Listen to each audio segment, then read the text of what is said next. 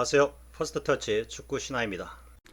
또다시 기적과도 같은 대역전승을 우리 태극 전사들이 이루어내었습니다. 오늘 새벽에 있었던 아시안컵 8강전 대한민국 대 호주전 경기에서 우리 대표팀은 다시 한번 세계를 놀라게 하면서 호주에게 연장전 끝에 극적인 역전승을 거두면서 4강에 진출하였습니다. 그리고 이번 경기에서도 후반전 인저리 타임에 동점골을 기록하면서 기사회생하였고, 연장전에서 역전골을 성공시키면서 대역전극의 서사를 사우디전 승리에 이어서 다시 한번 기록하였습니다. 후반 96분 손흥민이 이끌어낸 페널티킥을 황희찬이 자신감이 뿜뿜 넘치는 호쾌한 PK골로 성공시키면서 동점을 이루었고, 이어서 연장전에서는 손흥민이 직접 프리킥을 호주의 골넷에 꽂으면서 극적인 대역전승을 거두었습니다. 이번 호주와의 8강전은 앞선 영상에서도 다루었듯이 해외의 유력 언론들조차도 체력 대 정신력의 대결이라는 주제로 기사를 내보낼 정도로 앞서 치렀던 16강전 사우디와의 경기에서 120분 연장 혈투와 승부차기로 극적인 승리를 따낸 후 단 이틀의 휴식을 가질 수 있었던 우리 대표팀과 인도에게 4대0으로 대승을 거둔 후 4일을 쉰 호주와의 대결이었기 때문에 체력에서는 우리 대표팀의 절대적인 열세를 예상하였습니다. 그리고 여기에 더해서 호주 대표팀은 최장신이 2m가 넘는 강한 피지컬을 갖춘 팀이었기 때문에 더더욱 체력에서 우리 대표팀이 어려움을 겪을 거라는 예상이 지배적이었습니다. 사실 후반전 60분경에 접어들 시점에서는 우리 대표팀 선수들의 움직임과 푸트워크가 상당히 떨어지는 듯한 모습을 보였습니다. 그러나 선수 교체가 있으면서 우리 대표팀의 기동력은 다시 살아나기 시작했고, 이러한 분위기 변화는 경기가 끝날 때까지 역동적인 플레이로 이어졌습니다. 사실 이번 경기의 MOM은 경기가 끝날 때까지 뛴 모든 선수들이 MOM이라고 할 수 있을 정도로 골키퍼 조윤혜스부터 최전방의 손흥민까지 우리 대표팀 선수들 모두가 정말 위대하다고 할 수 있을 정도로 최선의 플레이를 그리고 최고의 경기력을 보여주었습니다. 불굴의 정신력과 투지로 체력의 열세와 핸디캡을 극복하고 또다시 대한민국 축구 역사에 길이 회자될 멋진 경기를 보여준 우리 대표팀 선수들에게 박수를 보내면서 호주전 경기 리뷰를 해보겠습니다. 먼저 앞서 올렸던 이 경기의 프리뷰 영상에서 강조한 내용을 한번 보겠습니다. 이 영상의 타이틀은 황희찬, 손흥민 더블탑이었습니다.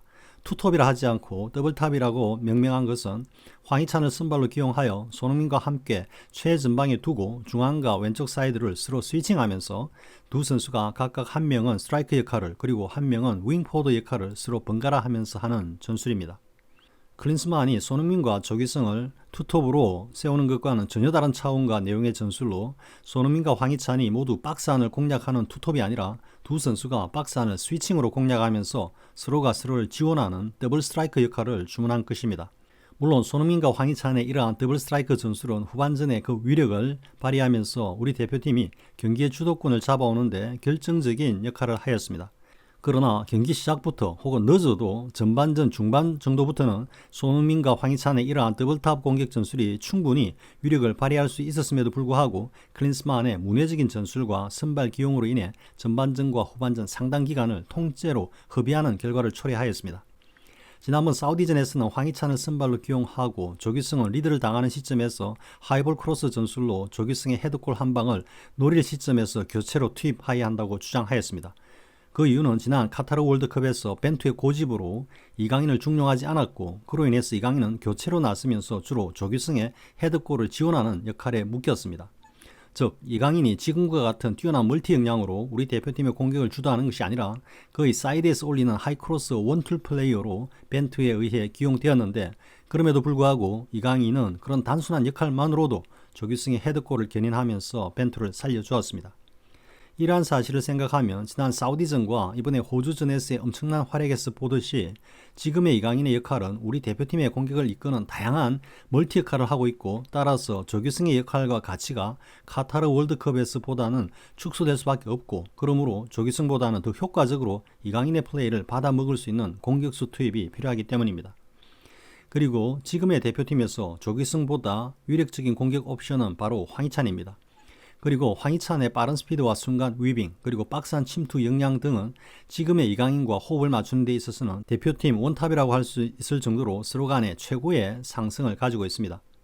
그러므로 지난번 사우디전 선발 라인업을 보고는 황희찬과 조규성이 모두 선발에서 빠졌는데 조규성의 벤치는 무척 반가웠지만 황희찬의 선발 누락은 역시 클린스만의 전술적 무능과 무사한 일을 드러내고 있었습니다.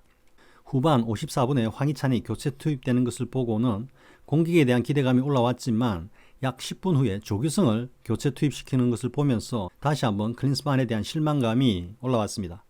앞서 분석하고 강조한 바와 같이 황희찬을 공격 1선에 투입한다면 조규성이 다시 최전방에 배치될 이유가 없기 때문입니다. 물론 조규성이 후반 99분 인저리 타임에 동점골을 넣으면서 승부차기 역전승으로 이어지기는 했지만 조규성의 투입 시점이 너무 빨랐고 따라서 황희찬의 공격력을 충분히 살리기도 전에 공격 전술에 혼란을 주었다는 것입니다. 그런데 이번에 호주전에서는 너무도 당연히 조규성을 벤치에 두고 호주 수비수들에게는 상승이 좋은 스피드와 공격 지능을 갖춘 황희찬을 선발로 내세워야 한다고 주장했는데 호주전에 조규성과 황희찬이 동시에 선발로 내세우는 것을 보고는 다시 한번 클린스만에게 좌절감을 느끼지 않을 수 없었습니다. 조규성이 사우디전에서 동점골을 뽑았기 때문에 그에 대한 보답으로 혹은 막연히 조규성이 다시 한번 그런 역할을 해줄 것이라는 기대감에 조규성을 선발로 투입했다고 볼 수 있지만 그 동기가 어떠했던 장신의 수비수들이 즐비한 호주를 맞아 조규성의 헤드골을 기대하는 것은 전술가로서 클린스만의 무능한 역량을 다시 한번 드러내 보인 것입니다. 사실 호주전 경기에서 조규성이 뛰는 시간 동안 계속해서 조규성을 가능한 빨리 빼라고 혼자 속으로 소리를 질렀습니다. 조규성이 뛰는 시간 동안 우리 대표팀은 실질적으로 공격수 한 명을 접어주고 경기를 한 것이나 마찬가지였습니다. 최전방에는 손흥민, 황희찬, 이강인이 쓰고 앞서 말한 대로 손흥민과 황희찬이 더블 스트라이크로 호주의 느린 수비진을 공략하고 이를 이강인이 키패스와 중거리포로 공략하는 그림을 그려야 하는데 조규성이 한자리를 허비하는 결과만 초래되었던 것입니다. 호주전에서는 특히 전반전에 미들에서 절대적으로 밀리면서 경기 주도권을 내어주었는데 조규성 대신에 미들 자원을 한 명 더 가동했다면 그렇게까지 미들에서 고전을 하지는 않았을 거라는 생각이 경기를 보는 동안 줄곧 뇌리를 떠나지 않았습니다. 물론 사우디전의 영웅인 조규성의 개인적인 역량을 비판하고자 하는 것이 아니라 클린스만의 전술적 무능을 비판하려고 하니 조규성이 덤으로 디스를 당하고 있는 것으로 비춰질 수 있습니다. 조규성 역시 우리 대표팀의 매우 중요한 전술적 자원이고 다양한 공격 옵션과 패턴을 구사하는 데 있어 필수적인 공격수입니다. 그러나 클린스만의 전술적 무능으로 인해 조규성이 적재적소에서 자신의 역할을 할 수 있는 적절한 기회를 포착하지 못하고 있는 것입니다. 그리고 호주전 선제 실점의 실책을 범했던 황인범이 전반전부터 피지컬에서 밀리고 또 실책으로 인해 위축된 플레이를 보였는데 역시 보다 이른 시간에 교체를 했어야 했습니다. 미들에서 이렇게 밀리는 상황을 돌아보면 조규성 선발 대신에 미들 자원을 투입했더라면 황인범의 실책도 나오지 않았을 수도 있었다는 생각도 듭니다. 축구신화는 사실 아주 오래전부터 클린스만의 조기 경질을 주장해 왔는데 경질 위기 때마다 우리 대표팀은 클린스만을 살려주는 경기력과 결과를 보여주고 있고 대역전극을 연속으로 이루어낸 이번 아시안컵 16강전과 8강전도 클린스만의 생명을 연장시킬 수 있는 경기가 되고 있습니다. 축구 팬들이라면 누구나 다 인지하고 또 인정하고 있듯이 지금의 우리 대표팀 전력은 역대 최고라고 할 수 있습니다. 손흥민, 이강인, 김민재, 황희찬은 모두 유럽 빅리그 혹은 빅클럽에서 주전으로 뛰고 있고 그 외에 다수의 해외파 선수들도 소속팀에서 핵심 선수로 활약하고 있습니다.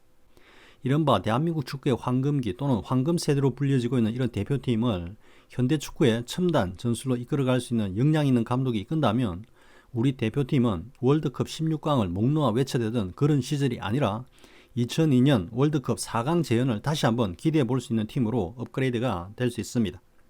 이번 아시안컵에서 우승하게 된다면 아마 클린스만을 영웅으로 받들면서 신임하는 것을 넘어서 장기 재계약 운운하는 말들이 나올 수도 있다고 봅니다. 그러나 이번 아시안컵 결과와는 관계없이 즉 비록 우승을 한다고 해도 대한민국 축구의 발전과 미래를 위해서는 클린스만은 경질되어야 한다고 생각합니다. 그리고 다른 한편으로는 이번 아시안컵 우승이 클린스만을 떠나보내는 좋은 기회가 될 수도 있다는 생각도 듭니다.